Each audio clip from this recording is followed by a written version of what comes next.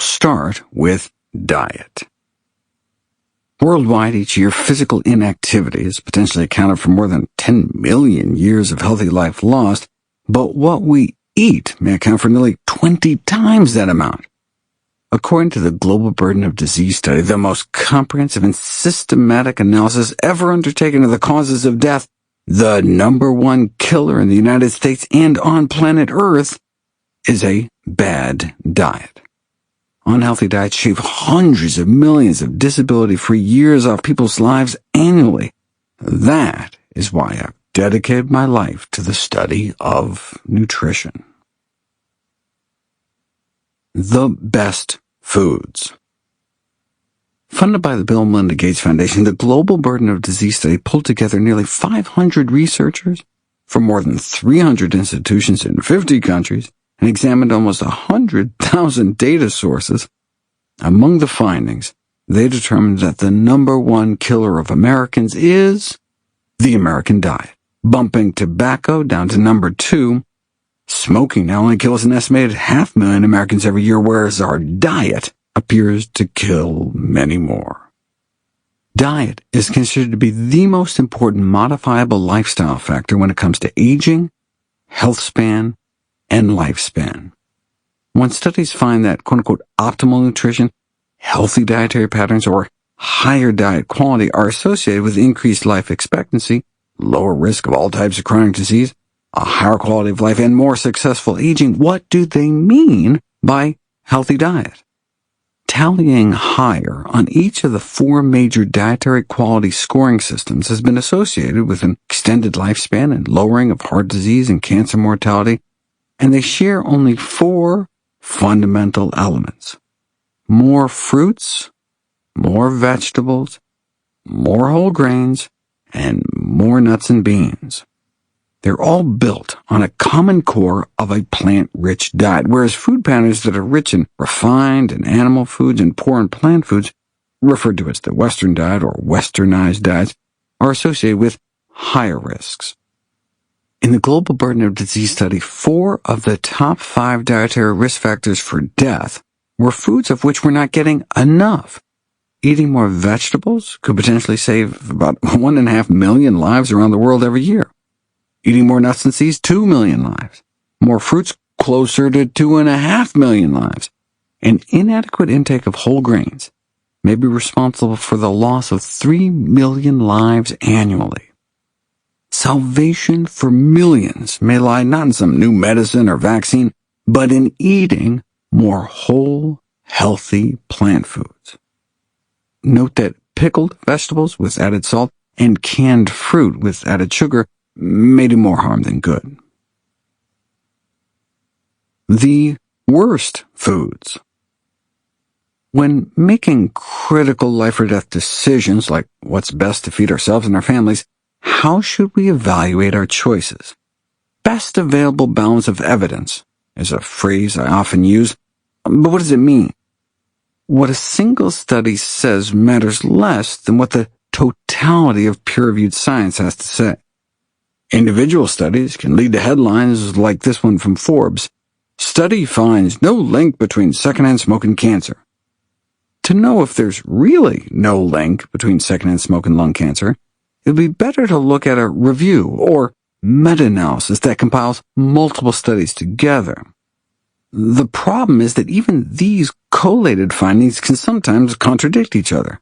For example, some reviews say that breathing secondhand tobacco smoke is a cause of lung cancer, while others not only say that the effects are insignificant, and such talk may quote-unquote foster irrational fears, but claim that you can even directly smoke 4 or 5 cigarettes a day and not worry about it. You can imagine who funded that one. Why do review articles on the health effects of passive smoking reach different conclusions? It may not surprise you that about 90% of reviews written by researchers affiliated with the tobacco industry said it was not harmful, while about 90% of independent reviews concluded that it was. In fact, reviews written by industry-affiliated authors had 88 times the odds of concluding that secondhand smoke was harmless. It was all part of a deliberate corporate strategy to discredit the science by, in the words of the U.S. Tobacco Institute's market research advisors, quote, developing and widely publicizing medical evidence that passive smoke is not harmful to the non-smoker's health, unquote. In that case, can't we just stick to independent reviews? If only we could figure out which are truly impartial. Industry-funded researchers have all sorts of sneaky ways of getting out of declaring conflicts of interest, so it's hard to follow the money. Regardless, even without knowing who funded what, the majority of reviews still concluded that secondhand smoke is harmful. So, just as a single study may not be as helpful as a compilation of studies, a single review may not be as useful as a compilation of reviews. Looking at a review of reviews can provide a better sense of where the best available balance of evidence may lie. For secondhand smoke, with 63% of reviews concluding that it's deleterious to your health, 37% concluding it's neutral, and none suggesting protective benefits, it's probably best not to inhale. If only there were a review of reviews for different foods. There is. An exhaustive review of meta-analyses and systematic reviews on the associations between food and beverage groups and major diet-related chronic diseases was finally published. To offer the broadest takeaway, the researchers first split the food groups into plant-based and animal-based. The vast majority, 94%, of reviews on whole plant foods show either protective or, at the very least, neutral effects, whereas most 77% reviews of animal-based foods identified deleterious health effects or, at best, neutral ones. You can see in the attached PDF a diagram of all the various categories of animal foods and plant foods to see which are more protective, neutral, or deleterious. Note that due to rounding of percentages, not all totals equal 100. As you can see in the figure, the plant-based category was broken up into 5 groups: fruits, vegetables, whole grains, legumes, and nuts and seeds, and each consistently rated well, between 87 and 98% protective or at least neutral. The 5 groups of animal foods, however, varied considerably. As you can see in the figure in the attached PDF, if it weren't for dairy and fish, the animal foods total would be rated almost entirely neutral or negative, 98.7%. In the beverages chapter, I'll talk in detail about the impacts of dairy industry funding as well as substitution effects.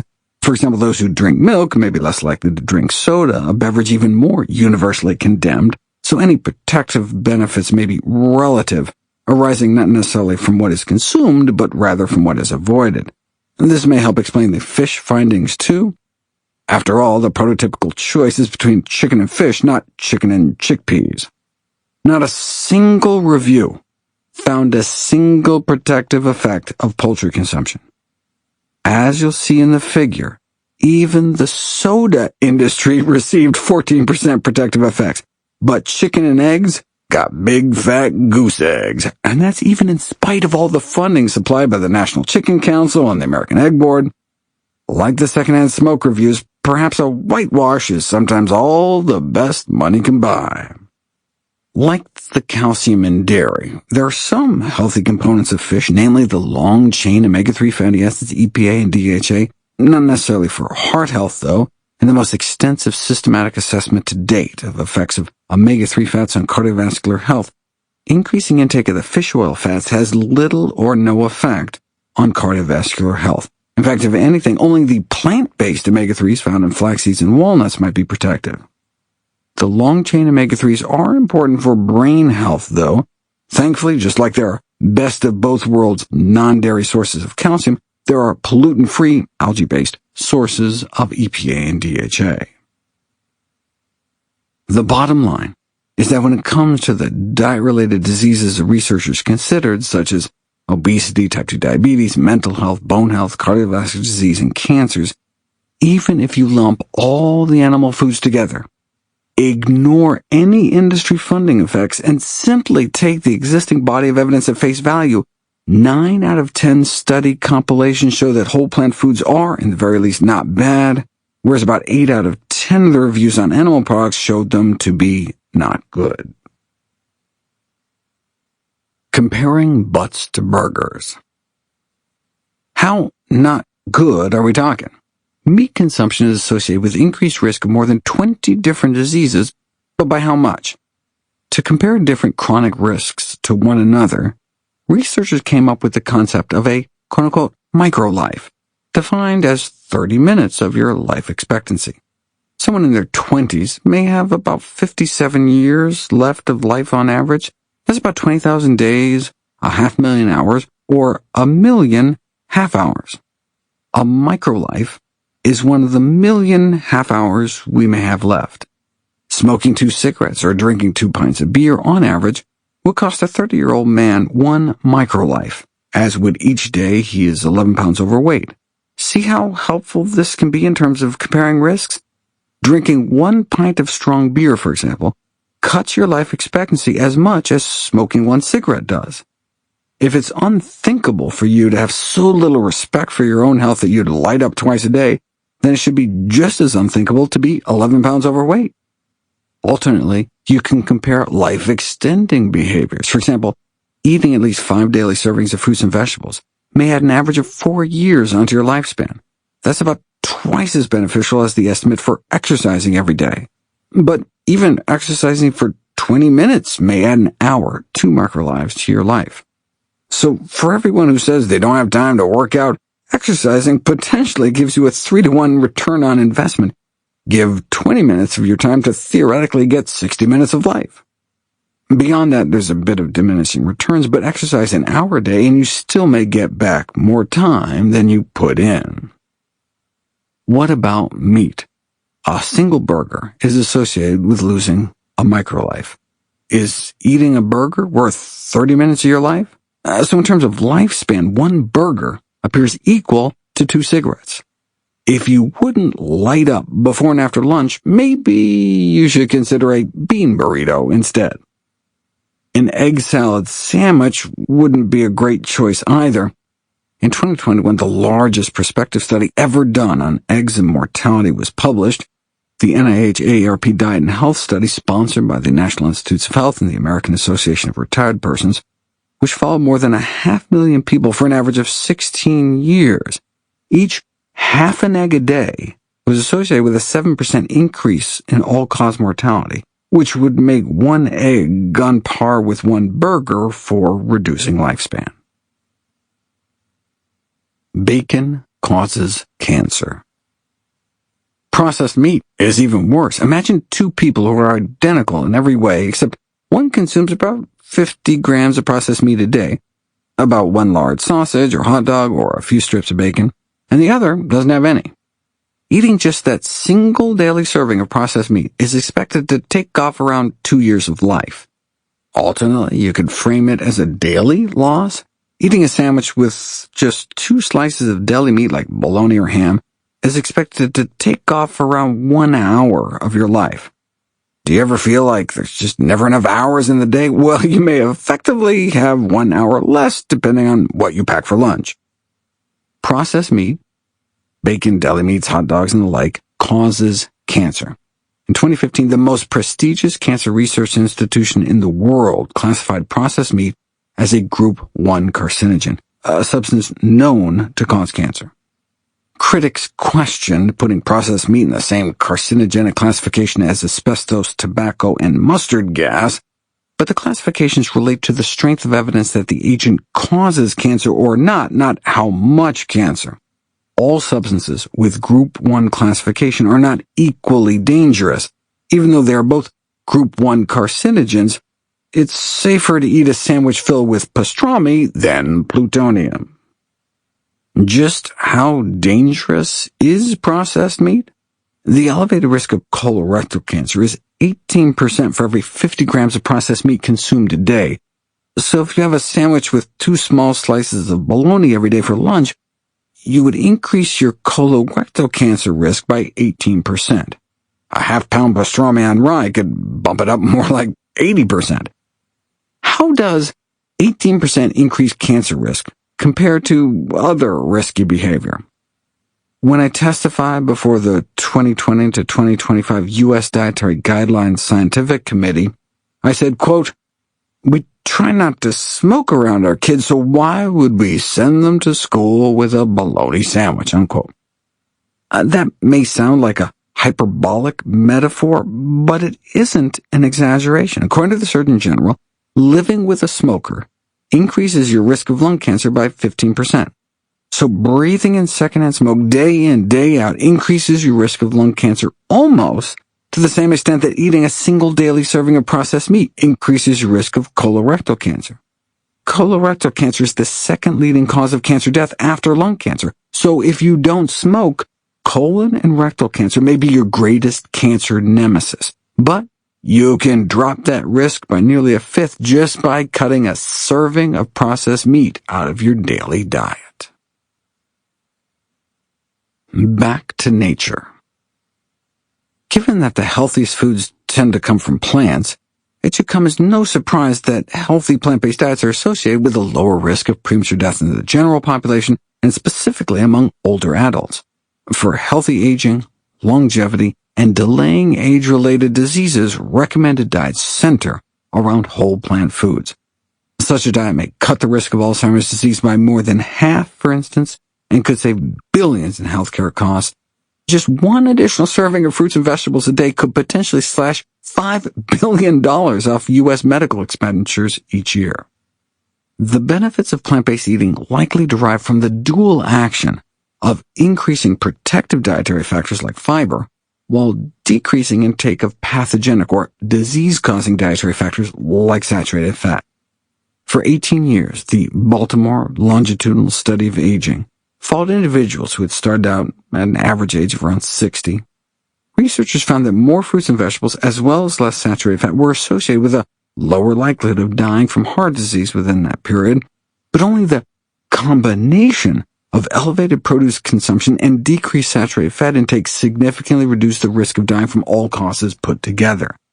This kind of diet is in line with what's natural based on our ancestral history. For the millions of years before we began to mill grains, sharpen spears, or boil sugarcane, our entire physiology is presumed to have evolved in the context of eating what our great ape cousins did: leaves, stems, and shoots, that is, vegetables, seeds, nuts, and fruits. We started using tools during the Paleolithic period, which only goes back about 2 million years, but we and other great apes have been evolving since the Miocene era, which goes back about 20 million years. So our body evolved on mostly plants for the first 90% of our hominoid existence. We were built to have nutrition from wild plant foods, especially fruits, continuously flowing through our system, with extremely low intake of cholesterol and saturated fat. Perhaps it's no wonder that our body thrives best on the diet we were designed to eat. Maybe we should get back to our edible roots. Not worth your salt. The skyrocketing intake of salt has been one of the most dramatic dietary changes. For most of human existence, we only got the pinch of salt that's naturally found in whole foods. Today, due primarily to processed foods, we're exposed to 10 times more than our body was meant to handle, and it's having devastating health consequences. I've mentioned 4 of the 5 deadliest dietary traps defined in the Global Burden of Disease study: not eating enough whole grains, fruits, nuts and seeds, and vegetables. But the most fatal flaw about humanity's diet is not what we're getting too little of, but what we're getting too much of. Excess sodium appears to be humanity's #1 dietary risk factor for death. Please see my high blood pressure chapter in How Not to Die for an in-depth review. The evidence that sodium raises blood pressure is clear, including double-blind randomized trials dating back decades. Even just a single meal can do it. When subjects with normal blood pressure were given a bowl of soup containing the amount of salt typically found in an average American meal, their blood pressure climbed up over the next 3 hours compared to those who ate the same soup without any added salt. Having a normal salt intake can lead to a normal blood pressure, which can contribute to us dying from normal causes like heart attacks and strokes. In the United States, most adults aged 45 and older have high blood pressure, including nearly 9 out of 10 after age 74, whereas there is no rise in blood pressure with age in no-salt cultures like the Amazon Yanomami, who eat a normal for the human species sodium intake. Not a single case of high blood pressure was found. Their average pressure started out about where all human infants do, at about 100/60, and stay that way throughout life. A number of simple strategies can help you shake your salt habit. Don't cook with salt or add it to food. The food may taste a little bland when you first start skipping the salt, but within just 2 to 4 weeks, the salt taste receptors in your mouth become more sensitive, so the flavor of your food improves. After 2 weeks, you may actually prefer the taste of less salty food. Play around with pepper, lime, onions, basil, garlic, tomatoes, thyme, sweet peppers, parsley, celery, chili powder, lemon, rosemary, smoked paprika, curry, and coriander to find new, deeper flavors to enjoy. An editorial in the prestigious New England Journal of Medicine argued that, quote, the individual approach is probably impractical, unquote, since 75% or so of salt exposure comes from manufactured food, but that perversely presumes that processed foods are somehow preordained. We have control over the foods we buy, though some high-sodium foods may come as a surprise. For example, the greatest contributor of sodium to the diet of 20 to 50-year-olds is chicken. The poultry industry routinely injects chicken carcasses with salt water to artificially inflate their weight, yet they can still be labeled as 100% natural. Consumer Reports found some chickens in grocery stores so pumped full of salt that they had a whopping 840 milligrams of salt per serving. That could be more than a full day's worth of sodium in a single chicken breast. The now defunct Salt Institute reliably railed against public health recommendations to reduce sodium intake. In testimony before a Congressional Dietary Guidelines Committee, the presumption that healthier diets would cut healthcare costs was challenged. Indeed, one processed food industry defender testified, healthcare expenditures increase if the lifespan is prolonged. If people live longer because they eat healthier, it could be more expensive, it was argued, noting that, quote, if tobacco were banned, the increase in the expected lifespan would simultaneously increase the cost of care of old people, unquote.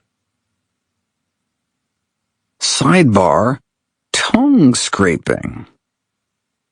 As we age, our sense of taste may decline. As a consequence, older adults often oversalt their foods. An innovative way to counter this loss in salt sensitivity is cleaning the whitish-gray coating off your tongue that can block your taste pores.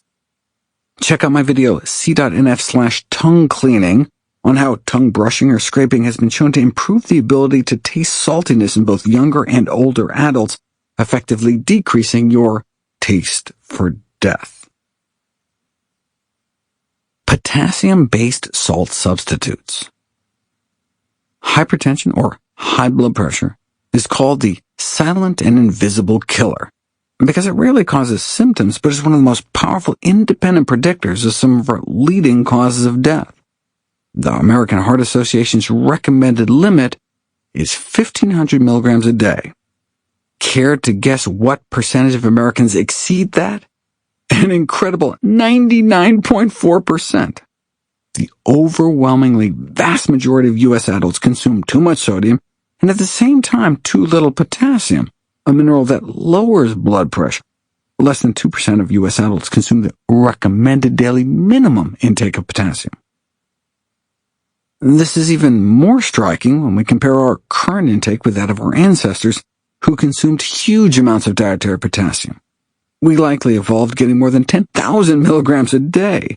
The recommended daily minimum is to only get about half of that, yet most of us don't even come anywhere close. Put the two guidelines together, and sodium and potassium goals are currently met by less than 0.015% of the U.S. population, close to 99.99% non-compliance, with only 1 in about 7,000 Americans meeting even the minimal recommendations.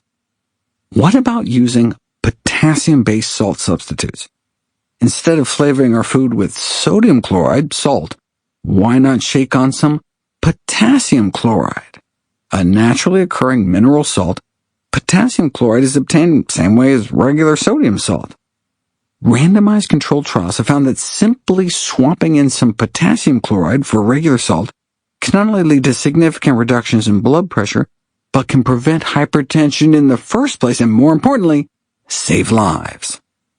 Even just switching to half potassium salt appeared to effectively make people more than a decade younger when it came to the risk of death. I'll review the studies in my video c.nf/ksalt. It seems a little too good to be true. Why haven't more people embraced this salt substitute if it works so well and can taste just as good? Potassium chloride is generally regarded as safe by the Food and Drug Administration. The reason healthy people don't have to worry about getting too much potassium is that our kidneys just pee out the excess. However, people with known kidney disease, diabetes, since diabetes can lead to kidney damage, severe heart failure, or adrenal insufficiency, and those on medications that impair potassium excretion need to be careful. Older adults should ask their doctor to get their kidney function tested before starting salt substitutes. For more details on this, go to c.nf/ksalt safety. The only downside for healthy individuals is the taste. If you go 100% sodium-free and use straight potassium chloride, you may find that it has a bit of a bitter or metallic taste. Personally, I've found it depends on what I'm putting it on. Potassium chloride works perfectly on some foods, but for me, makes others inedible. When I learned about the sodium science and threw out my salt shakers for good, my palate totally changed within a few weeks and everything tasted fine without salt, except pesto. For some reason, pesto without any salt just never tasted like it used to. So I tried the potassium chloride salt substitute, and it worked fabulously. I couldn't tell the difference at all. So I got the best of both worlds. Enthused, I decided to recreate a childhood favorite. I used to put a tiny sprinkle of salt on watermelon to make it even sweeter, a traditional southern culinary trick. But when I tried it with potassium salt, I almost gagged. We are what we eat.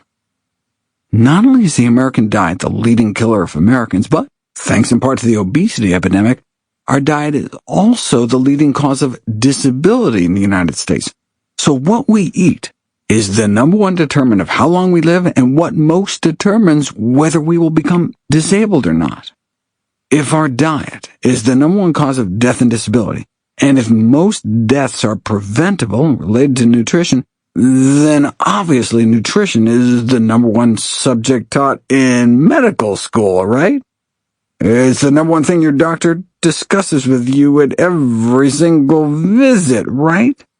How can there be such a disconnect between the science and the practice of medicine?